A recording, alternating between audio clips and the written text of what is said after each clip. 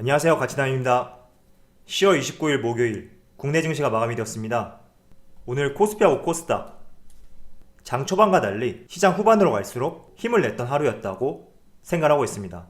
특히 코스닥 같은 경우에는 약 2% 가까운 큰 하락이 나왔었지만 결국 약 1%의 상승세로 마감이 되면서 813포인트에 마무리가 되었고요. 코스피는 조금 약했지만 그래도 장 막판에 상승세를 보여주면서 오늘 약 0.8%의 하락으로 마무리했고 2326포인트에 시장을 마감하였습니다. 자, 그리고 삼성전자와 LG화학, 삼성전자 같은 경우에 어제와 오늘 조금 흐름이 좋지 못하거든요. 그리고 오늘 같은 경우에는 실적 발표가 있었는데 잠정 실적 발표보다 잘 나왔어요. 그렇지만 주가는 약세를 보였고 58,000원까지 고점 대비 조금 내려왔다고 볼 수가 있습니다. 이어서 LG화학 같은 경우에는 1.4%의 비교적 좋은 상승이 나왔죠. 이어서 네이버는 어제 실적 발표를 했었는데 3분기 실적이 상당히 잘 나왔어요. 그렇지만 오늘 코스피가 전반적으로 좋지 못했기 때문에 보합으로 마무리되었다고 생각하고 있습니다. 이어서 삼성바이오로직스, 오늘 약 10% 가까운 큰 상승이 나왔거든요. 미국 제약사인 화이자에서 코로나 백신 막바지에 접어들었다, 이런 발표를 했었기 때문에 삼성바이오로직스의 주가가 상당히 좋았다고 말씀드리겠습니다. 자, 그럼 바로 수급을 한번 살펴보도록 하겠습니다. 오늘 코스피의 수급을 살펴보면 외국인과 기관 상당히 많은 순매도를 보여주었고 반대로 개인이 상당히 많은 물량을 순매수하였습니다. 이어서 삼성전자, 오늘 삼성전자의 하락이 나왔었는데 지금 수급을 살펴보시더라도 기관과 외국인 모두 양매도세를 보여주었고 개인 나홀로 순매수를 보여주었습니다. 이어서 LG화학은 내일 물적 분야과 관련해서 주주총회가 있거든요. 그런데 주주총회를 앞두고 오늘 외국인과 기관에 양매수가 들어오면서 이틀 연속 주가가 상승했다고 말씀을 드리겠습니다. 네이버도 오늘 외국인의 순매수가 들어왔죠. 현재 4거래일 연속 순매수가 이어지고 있다고 말씀을 드리고, 그리고 오늘 약 10%의 상승을 보였던 삼성바이오로직스, 오랜만에 외국인하고 기관이 비교적 큰 물량으로 순매수세를 보여주었다, 이렇게 확인할 수가 있습니다. 자, 그럼 투자 주체별 매매 동향에 대해서 말씀을 드리도록 하겠습니다.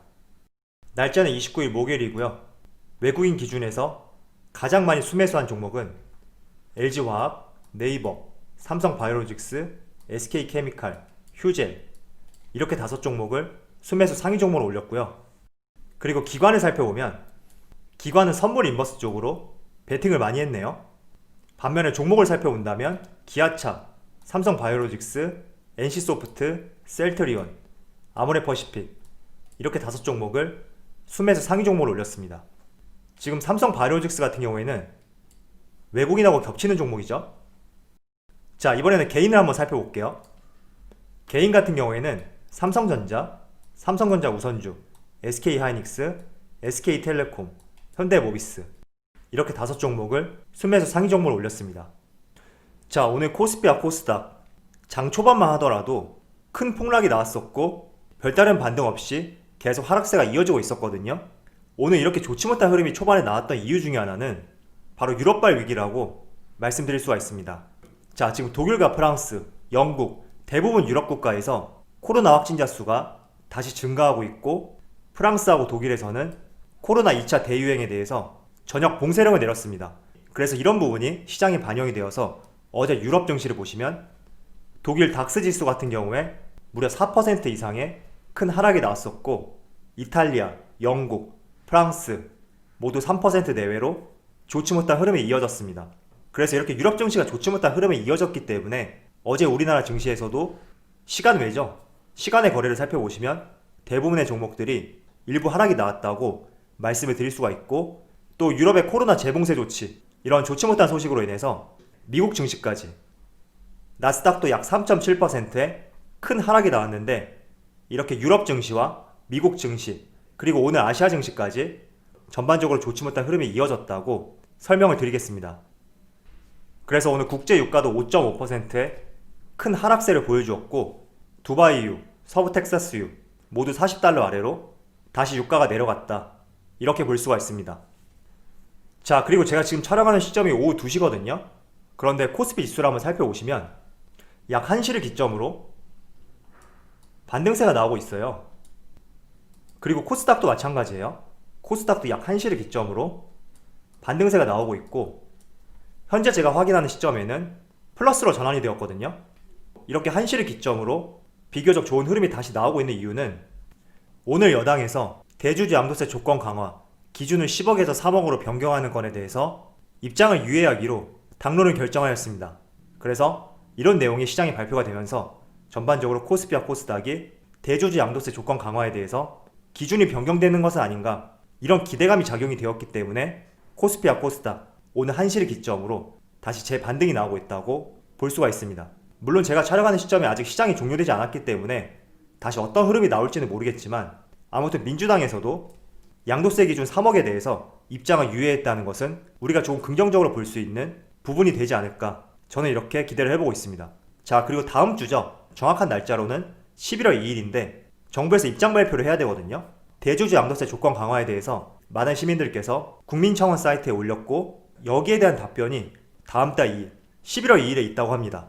그래서 며칠 안 남았기 때문에 조금이나마 기대를 해볼 수 있지 않을까, 저는 이렇게 생각하고 있습니다. 자, 이어서 오늘 삼성전자 올 초에 잠정 실적 발표를 했었고, 오늘 드디어 사업 부문별 실적과 함께 본 실적을 발표를 하였습니다. 그런데 잠정 실적 발표를 했을 때보다 매출과 영업이익이 더 늘어났거든요. 그런데 오늘 주가의 흐름을 보시면 2% 이상의 하락이 나오고 있습니다. 현재 낙폭을 조금 줄여서 1.7%, 8%의 하락 수준을 보이고 있는데, 저는 언제나 입장은 동일해요. 삼성전자가 이렇게 조정 기회를 줄 때는 우리가 항상 매수의 찬스로 삼아야 되고, 또 삼성그룹의 상속세 재원 마련, 아마도 삼성그룹 차원에서 계획을 다 세워놨을 것이라고 생각이 되거든요. 이건 회장이 병상에 누워있던 기간이 약 6년인데 그 기간 내에 아무런 계획이 없었을까? 이런 점을 생각했을 때 저는 분명히 계획을 다 세워놨을 것이라고 생각하고 있고, 설령 이런 부분이 시장에 좋지 못한 영향으로 받아들여져서 주가의 하락이 나온다면 언제나 그런 기회는 좋은 매수의 기회이다, 이렇게 생각하시고 접근해 주시는 것이 그 어떤 종목을 제쳐놓고 우리가 삼성전자를 대응할 수 있는 방식이라고 말씀을 드리겠습니다. 자, 이어서 삼성전자의 실적에 대해서 조금 자세하게 말씀을 드려보겠습니다. 자, 올 3분기의 사업 부분별 매출과 영업이익을 한번 살펴보시면 제가 여러분들의 이해를 돕기 위해서 표로 만들었거든요. 확실히 반도체 쪽에서 매출 대비 영업이익이 높다는 것을 알 수가 있죠.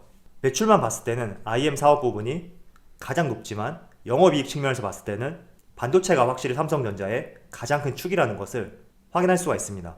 자, 그리고 소비자 가전 한번 살펴볼게요. 이번에 영업이익이 1조 5천억이 넘었는데 소비자 가전 부분이 한 분기에 영업이익이 1조로 넘었다는 것은 삼성전자 역사상 사상 최초라고 합니다. 그리고 IM 사업 부분, 이번에 영업이익이 4조로 넘었죠. 지금 기록한 영업이익은 13분기 만에 처음으로 4조 원대를 기록했다, 이렇게 발표가 되었습니다. 그래서 지금의 하락폭은 실적 대비 과도한 부분이 있다, 저는 이렇게 생각을 하고 있고, 언제든지 다시 제자리로 돌아올 수 있고 그 이상을 갈 수 있는 기업은 삼성전자라는 것을 기억해 주시면서 대응을 해주셨으면 좋겠습니다. 4분기에 대해서 잠깐 말씀을 드릴게요.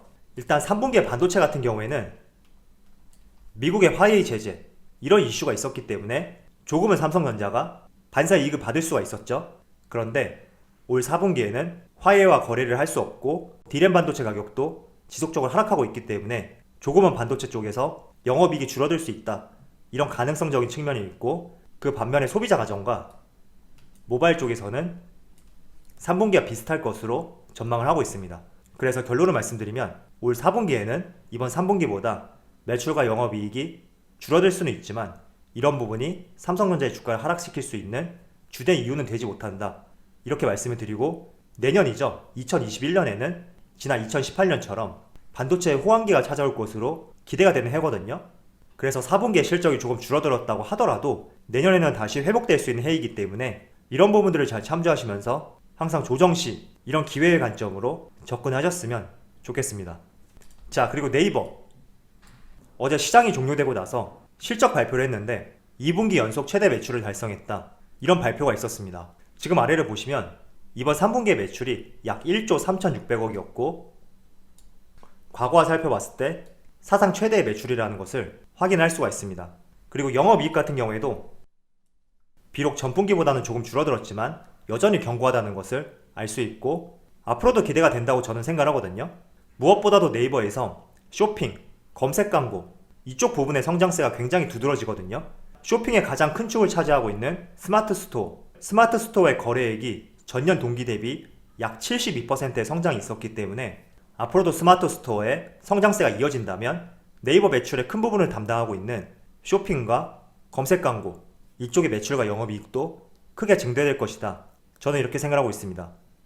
자, 그래서 네이버의 차트를 잠깐 보시면 올 초에 13만원까지 내려갔던 주가가 34만원까지 가파른 상승세가 있었고 일부 하락 구간이 나오고 있었거든요. 저는 네이버의 모멘텀, 성장성 이런 것들이 더 이상 부재하기 때문에 하락이 나왔다고 생각하지 않고 단지 네이버와 카카오의 주가가 비교적 빠른 시일 내에 고점까지 올라갔고 또 현 상황에서는 언택트보다 컨택트에 대해서도 관심이 조금씩 늘어나고 있거든요. 이런 복합적인 상황들이 적용이 되어서 네이버와 카카오의 주가가 고점 대비 하락이 나왔다고 생각하고 있습니다. 그렇지만 이번에 3분기 실적 발표를 통해서 반등하는 추세가 나온다면 다시 한번 조금 기대해 볼 수 있는 위치이지 않을까 이렇게 생각하고 있습니다. 자, 과거 3월에는 코로나 사태가 우리가 그 어느 것 하나 대비하지 못한 상황에서 겪을 수밖에 없었던 하나의 팬데믹이었습니다. 하지만 지금 같은 경우에는 우리가 항상 대비를 하고 있기 때문에 이렇게 코로나 확진자 수가 증가해서 증시가 하락한다는 것은 단기적인 하락에 그칠 가능성이 상당히 높다고 저는 생각하고 있습니다. 그래서 이런 부분들 여러분들도 한번 생각해 보시면서 대응을 해보셨으면 좋겠습니다. 자, 그럼 오늘 영상에서 마치도록 하고요. 언제나 여러분들의 성공 투자를 기원하도록 하겠습니다. 감사합니다.